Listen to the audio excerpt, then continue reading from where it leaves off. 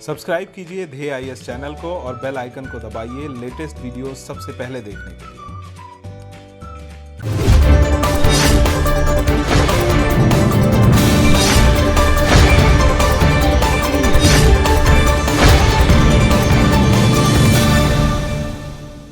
कातकारी एक भारतीय जनजाति है जो ज्यादातर महाराष्ट्र राज्य में निवास करती है। ये एक अधिसूचित जनजाति है। इन्हें और भी कई नामों से बुलाया जाता है, जैसे कटकारी, काठोड़ी और काठोड़िया। ये आमतौर पर कातकारी भाषा बोलते हैं, जो मराठी और कोंकणी भाषा का मिला जुला रूप है। हालांकि इनमें से कई मराठी भाषा भी बोलते दिखाई देते हैं। महाराष्ट्र में कातकारी जनजातीय समूह विशेष तौर पर निर्बल जनजातीय समूह की श्रेणी में आता है। कातकारी जनजाति को कमजोर जनजातीय समूह में रखने की वजह उनका इतिहास है। कातकारी जनजाति अंग्रेजी राज में एक घुमक्कड़ जंगलों में रहने वाली जनजाति के रूप में मशहूर थी, जिसे अंग्रेजों ने 1871 के अपराधी जनजातीय कानून के तहत रखा हुआ था। आजादी के इतने साल के बावजूद कातकर जनजाति पर लगा आपराधिक जनजाति का धब्बा अभी तक कायम है। आज के डीएनएस में हम आपको बताएंगे कातकारी जनजाति के बारे में और जानेंगे कि क्यों ये जनजाति आज अपने घरों से पलायन करने को मजबूर है। कातकारी जनजाति के लोग एक वक्त पर महाराष्ट्र में पश्चिमी घाट के जंगलों में रहा करते थे। कातकारियों को उस दौर में वाघमारे के नाम से भी जाना जाता था। वाघमारे का शाब्दिक अर्थ होता है जिसने शेर का शिकार किया है। कातकारी नाम इस जनजाति को देने की वजह उनके द्वारा किए जाने वाला कत्थे का व्यापार था। आज के दौर में ये जनजाति रायगढ़ के पहाड़ी और जंगली इलाकों और ठाणे जिले के कुछ भागों में पाई जाती है। इस जनजाति के कुछ लोग गुजरात राज्य के दक्षिणी भाग में पहाड़ी क्षेत्र में रहते हैं। इसके अलावा इनकी मौजूदगी नासिक, पुणे और धुले जिले के जंगलों में भी पाई जाती है। महाराष्ट्र में कातकारी जनजाति को विशिष्ट रूप से निर्बल जनजातीय समूह के अंतर्गत रखा गया है। निर्बल जनजातीय समूह के बारे में आपको बताएं तो कुछ ऐसी जनजातीय समुदाय है जो खेती की पुरानी तकनीकों का इस्तेमाल करते हैं, स्थिर या कम हो रही जनसंख्या वृद्धि का सामना करते हैं। उनमें साक्षरता और आजीविका का स्तर अत्यधिक निम्न है।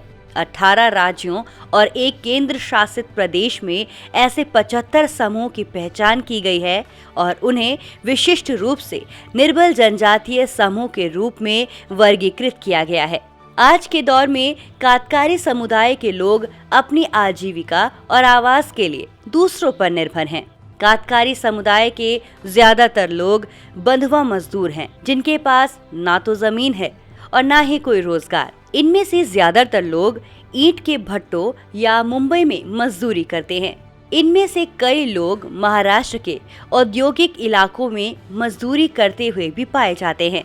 कातकारी जनजाति की घटती आबादी की वजह से इन्हें कुछ ऐसी जनजातियों की सूची में रखा गया है जो भारत में बड़ी तेजी से विलुप्त हो रही है या विलुप्त होने की कगार पर है। रायगढ़ और ठाणे जिलों में तकरीबन 1/3 कातकारी बस्तियां यहाँ मौजूद गांवों के बाहरी इलाकों में देखी जा सकती है। हाल ही के कुछ सालों में मुंबई और इसके आसपास के इलाकों में तेजी से हो रहे औद्योगिकीकरण के चलते जमीन की कीमतों में इजाफा हुआ है। इसकी वजह से यहाँ जमीन के मालिकों ने अपनी जमीनें बेची। तेजी से बढ़ते शहर और उद्योगों की वजह से कातकारी समुदाय के पलायन का खतरा बढ़ गया है। कातकारी समुदाय के कई लोग या तो जमीनें छोड़कर खुद से चले गए हैं या उन्हें जबरन बेदखल कर दिया गया है। कई मामलों में उनकी जमीनों और घरों पर बलात् कब्जा भी किया गया है। कातकारी समुदाय से ली गई सेवाओं के बावजूद इनके समुदाय को गांव में इज्जत नहीं दी जाती है। इनके समुदाय के लोगों को अछूत समझा जाता है और उन्हें समाज की मुख्य धारा में नहीं शामिल किया जाता। यहाँ तक कि इनके रहन सहन और खाने पीने की आदतों के चलते इन्हें अक्सर सामाजिक बहिष्कार का दंश भी झेलना पड़ता है। कातकारी समुदाय के लोग अपनी रोजी रोटी के लिए कई धंधों पर निर्भर हैं, जिसमें कत्थे का व्यापार, लकड़ी और जंगल से निकलते हुए अन्य उत्पाद, मछली पकड़ना और किसानों के खेतों में मजदूरी करना शामिल है। आजादी के बाद कत्थे के व्यापार में काफी गिरावट आई, जिसकी वजह सरकार द्वारा कत्थे के पेड़ काटने पर लगाया गया प्रतिबंध था। इसके बाद वन विभाग ने इनके द्वारा की जाने वाली झूम कृषि पर भी प्रतिबंध लगा दिया।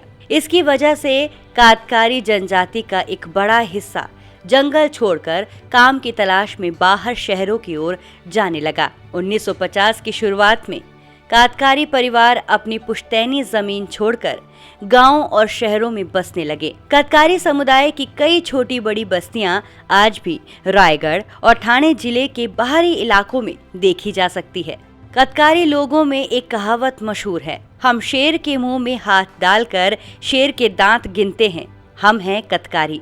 जंगल से बेदखल होने के बाद जंगल के संसाधनों की जानकारी कातकारियों के साथ ही चली गई। जंगल के करीब रहने वाले कातकारी समुदाय के लोग आज भी 60 अलग अलग तरीके के पौधों और 75 तरीके के जानवरों और पक्षियों को खाते हैं। मिसाल के तौर पर कातकारी समुदाय की औरतें गर्मी के महीने में 2 पत्थरों को घिसकर बिजली कड़कने की आवाज पैदा करती हैं, जिससे केकड़े अपने बिलों से बाहर आ जाते हैं और वो उनका शिकार कर लेती हैं। कातकारियों के सामाजिक बहिष्कार सबसे बड़ी वजह उनके खान पान की आदतें हैं। कातकारी समुदाय भारत की उन चंद जनजातियों में से एक है जो आज भी चूहों को अपने खाने में शामिल करती हैं। कातकारी जनजाति चूहों को समर्पित एक सांस्कृतिक त्योहार भी मनाती हैं, जिसे उंदीर नवमी के नाम से जाना जाता है। मराठी भाषा में उंदीर का अर्थ चूहा होता है। उंदीर नवमी के अलावा कातकारी लोग होली, दिवाली, मल्हार, कोली, गौरी और पितृ अमावस्या जैसे त्योहार भी मनाते हैं। तमाम कानूनों और आदेशों के बावजूद भी कातकारी आज भी अपनी जड़ों से दूर होते जा रहे हैं। बढ़ते शहर और उद्योग धंधों ने कातकारी जनजाति के लोगों को अपनी संस्कृति से दूर कर दिया है। जंगलों में कड़े कानूनों के चलते उनकी रोजी रोटी भी छिनती जा रही है। इसके अलावा उनके रहन सहन और खान पान के चलते उन्हें समाज की मुख्य धारा में भी शामिल नहीं किया जाता। ऐसे में उनके वजूद पर सवालिया निशान लगना लाजमी है।